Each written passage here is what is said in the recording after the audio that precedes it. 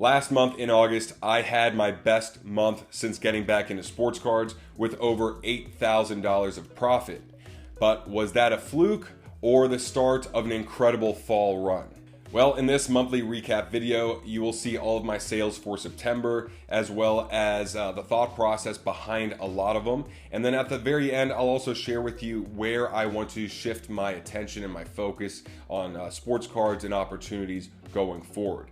So y'all already know the drill. Welcome back. Now let's get to work.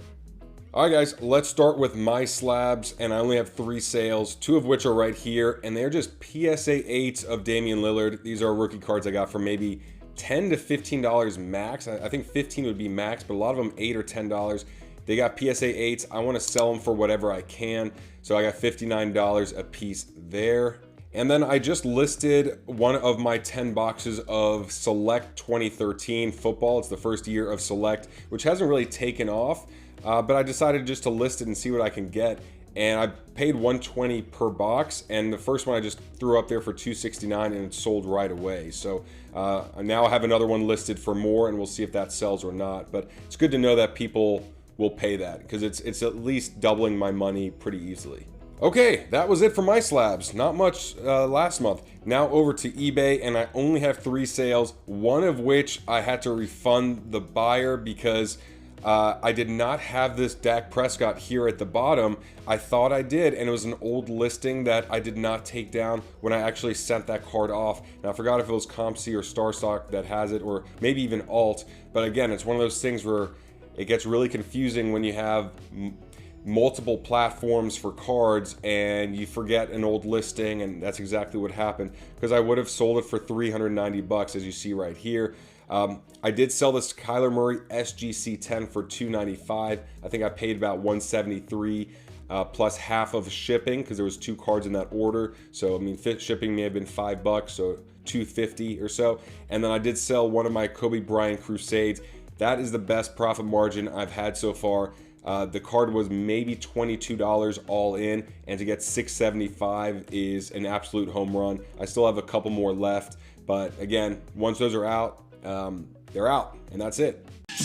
Comc, Flipper, Brad. Heading on over to Comc, we look here at the bottom. That's my first sale, September 1st. Deshaun Watson. So I did send some cards over to Comc, and so I got out of this card for $276. That's similar to what I paid for it, but I'm okay breaking even on a risky gamble like Deshaun Watson, because I was hoping he would be playing by now, and I was hoping all football cards, especially the ones I had, would have gone up a lot more than they had. Chris Godwin, great card here, bought for $5, sold for $15. Damian Lillard, another 8, right? I sent the 8s in. I sent at least one of them in, sold for $68. That's cool. I'm okay getting rid of 8s. I sent in a Mike Trout PSA 9. Got $50 back. T-Mac jersey card, old school Randy Moss rookie card. I think I had since I was a kid, but I don't really want to hold on to. And then take a look here, Kyler Murray's Prism PSA 10. I sold, or I bought a couple of these back in January for roughly $360 to $420, or maybe $420 was the most I paid, and I sold for $448. I got out at pretty much break even. And that's the learning lesson is, hey, you know, it's a good card, like it's a fine card. This card shot up through the roof last year, but it's a pretty boring card to me.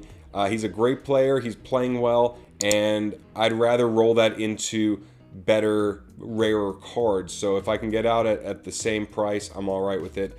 Braden Point, bought for $3, sold for $10. Dak Prescott, look at this. I bought for $7.25 back January, February, March, April, May, June of last year. So here's the date that I bought it at. And June of last year, just over a year later, got $28. I went in early. Look at this. June of last year as well. Rob Gronkowski was this. I guess this is a third year refractor. But I mean, $1.74. You can't go wrong. A couple of my Pokemon cards sold as well, which is nice. Another Kyler Murray sold. So, I mean, I may have made like $10 or $20 profit, but obviously it's more about getting that money back and being able to make better, smarter investments with it that, you know, are tailored to the hobby right now versus where the hobby was at a year ago. Terry McLaurin, a couple bucks here. Charles Barkley sent in a Damian Lillard PSA 9, so I did get several 9s back in my submission. So that's a good profit because I bought it for 10 to 12 bucks, $12 to grade, got 150 for it as well.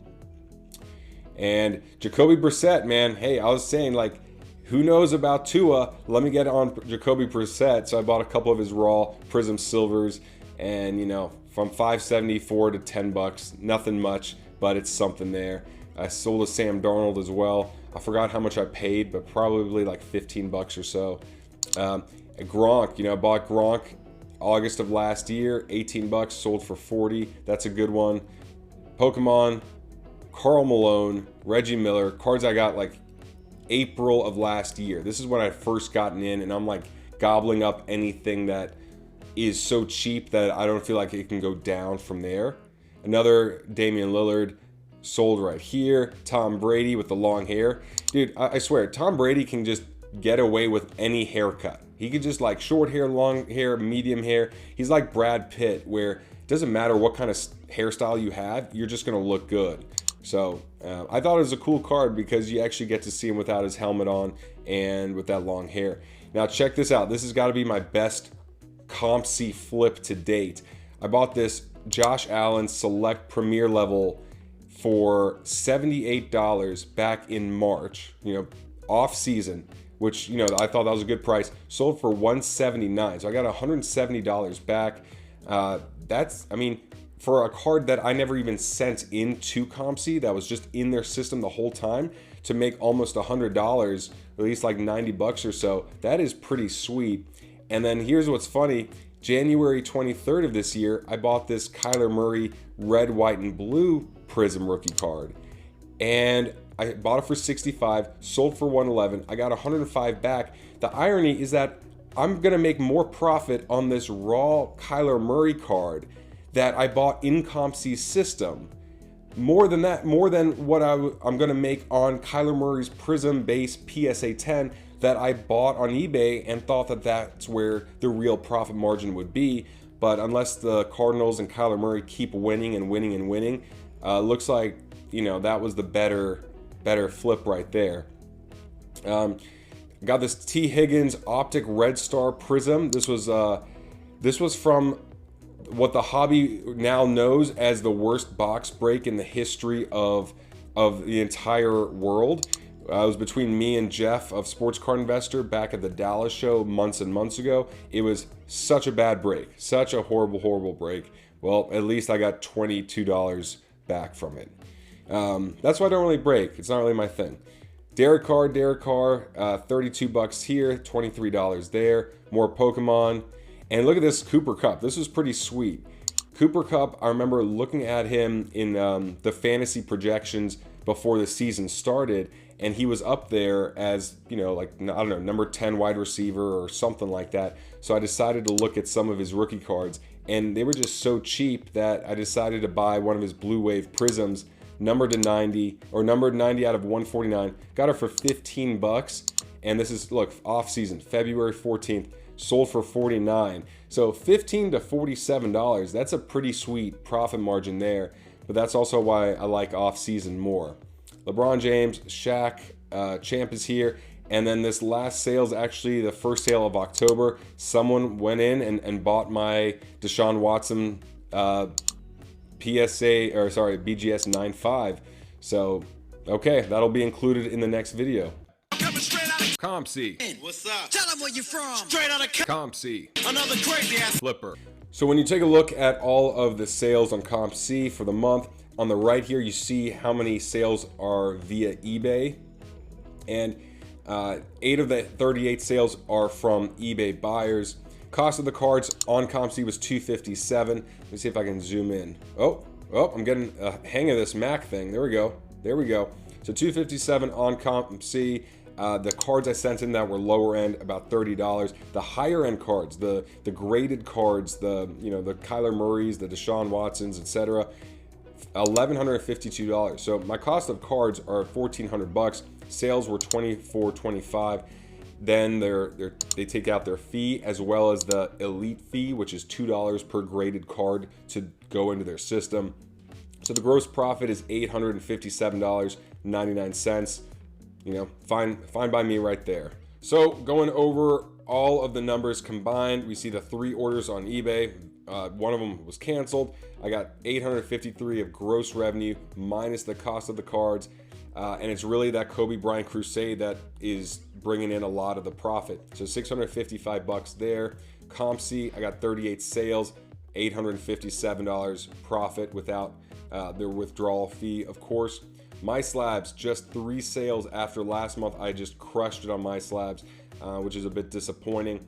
And I included a 4% fee because I forgot who mentioned it, but you know, it's 1% of My Slabs, but I heard that it's also a couple percent off of PayPal. So, you know, 4%, it's still pretty good, but you know, you can't get around it. So minus the shipping and the cost of cards, $185 on My Slabs, nothing major. And then YouTube revenue was low, man. I've not been putting out many videos. I've been focusing on other things, and so $378. I still appreciate you watching through those ads. No one likes watching ads, but I appreciate you watching it and giving the thumbs up. That means a lot to me. Market Movers affiliate revenue, $1,624, which is amazing. Again, I appreciate you guys using my promo code to try out Market Movers for a month. If it's not for you, it's not for you, but at least you're learning and you're using something that can help you make better collecting and investing decisions, because a lot of money is on the line. So I'd rather you just get whatever information you need to make the best decision possible. So I really appreciate that. And the total profit to combined is $3,701.52. Definitely not close to my best month of August, less than half of last month. However, it's still pretty good for part-time effort right there. And there's something else I want to show you guys.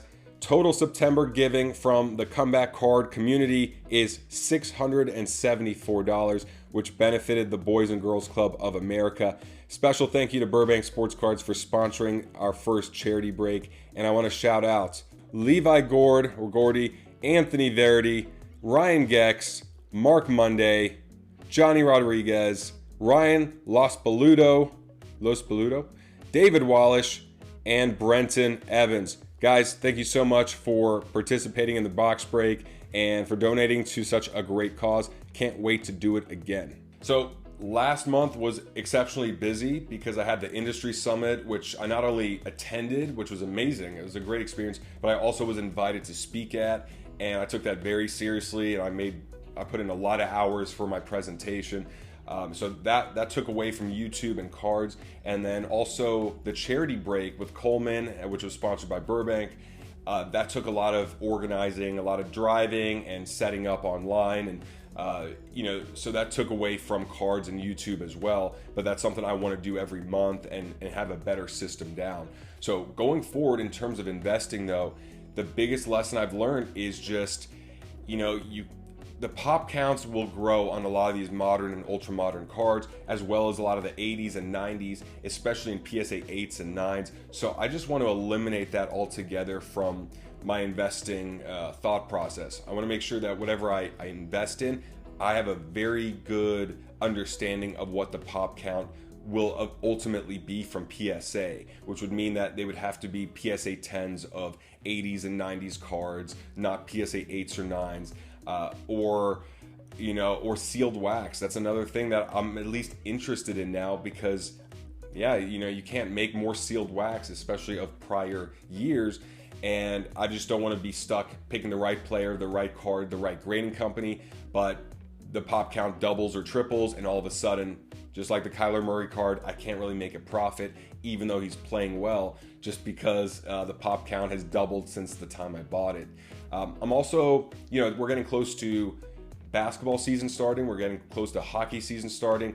And I don't want to touch cards very close to the start of the season, because usually that's when prices go up. But I'll look at baseball for next year. I'll look at star players that are eliminated from the playoff contention now and see where their prices are for next year, because I don't mind going in very early as long as I know the pop counts are going to be very similar. You know, they're PSA 10s or it's a serial numbered card, something like that.